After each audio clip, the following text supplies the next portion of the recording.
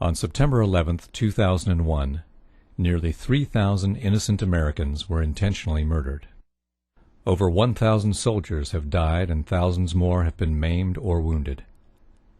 We dedicate this video to their memory and to the capture, trial, and punishment of those responsible. Please join us in a prayer or moment of silence in tribute to them. In its final report, the 9/11 Commission ignored the following significant facts and questions that conflict with that report's conclusions. Why did a third skyscraper at the World Trade Center that was not hit inexplicably collapse?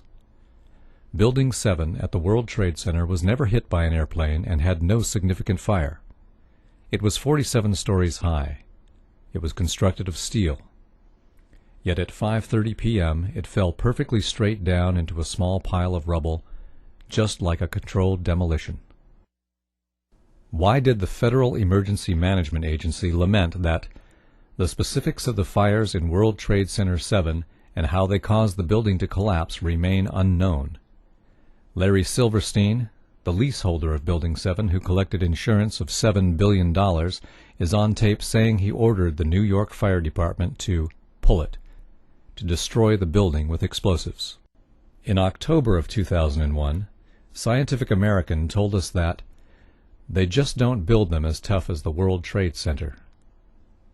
Considering that Meridian Plaza in Philadelphia burned fiercely for 19 hours yet never collapsed, how could the South Tower at the World Trade Center fall after burning less than 1 hour?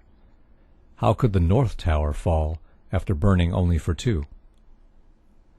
How could the jet fuel have caused the collapse when the Federal Emergency Management and other government agencies have stated that most of the jet fuel was gone in the initial fireball?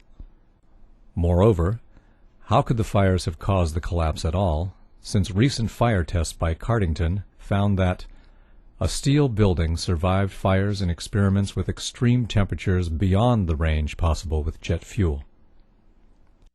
Since the black smoke coming from the buildings means that the fire was oxygen-starved and could not have reached its maximum temperature of 1,800 degrees Fahrenheit, and steel melts at a much higher temperature of 2,500 degrees Fahrenheit, nearly 700 degrees hotter than the maximum temperature of the fire, how could cleanup crews have found melted steel in the basements?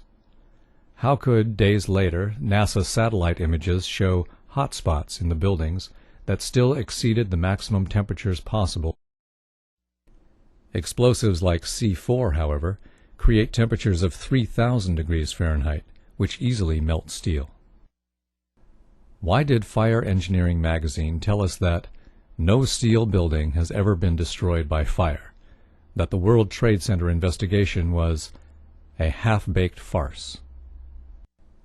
Why was all of the important evidence illegally destroyed, some before the investigation began? Why was $40 million spent to investigate Clinton's sex life while only $600,000 was spent on investigating the World Trade Center fires and subsequent collapse? Why did the entire 9/11 Commission spend only $15 million while expenditures on Clinton's lies exceeded $65 million? How could the airliner's impact have caused the collapse when wind gusts from storms had at times been greater than the impact of the airliners?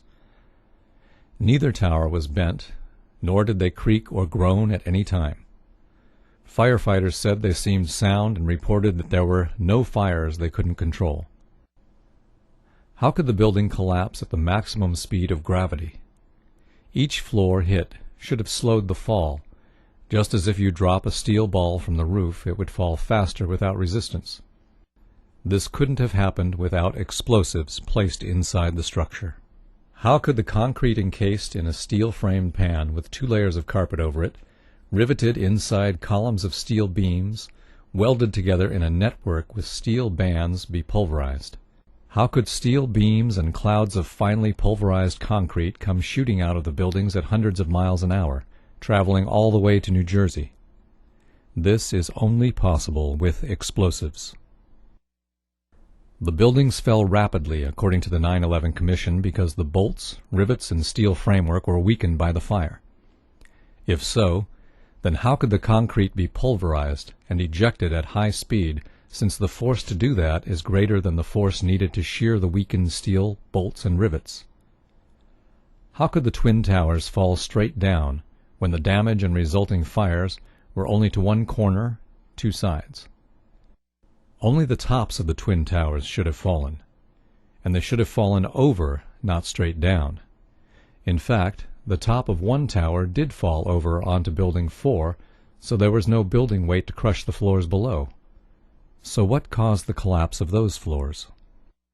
How could a hijacker find and hit the Pentagon whose flight instructor said, "I'm still to this day amazed that he could have flown into the Pentagon. He could not fly at all"? How could a pilot this bad have the flight controllers comment, "The steep turn was so smooth, it's clear there was no fight for control going on"? The complex maneuver suggests the hijackers had better flying skills than many investigators first believed. Why did NORAD fail to stop the attackers 4 times on September 11, 2001? 3 times after they knew the planes were hijacked and intent on mass murder. How could this happen when NORAD had successfully intercepted off-course and suspected hijackings 67 times during the year prior to 9/11, according to the Associated Press on August 13, 2002? Why did Condoleezza Rice lie that the U.S. had no idea that terrorists would use hijacked airliners when Richard Cheney was commanding war games on 9/11, chasing phantom hijacked aircraft? Why were our Air Force planes diverted from intercepting the real hijacked airplanes? Isn't it too much of a coincidence that the 4 hijacked aircraft had only 20% of their seats filled, while all other transcontinental flights that day had 70 to 90% of their seats occupied? Why did the New York Times not publish the results of a Zogby poll which showed that 66% of New Yorkers want the 9/11 investigation reopened? This poll also found that 49% thought that VIPs in the government knew ahead of time and let it happen. Thus, the final report does or will not answer many important questions and has many inaccuracies.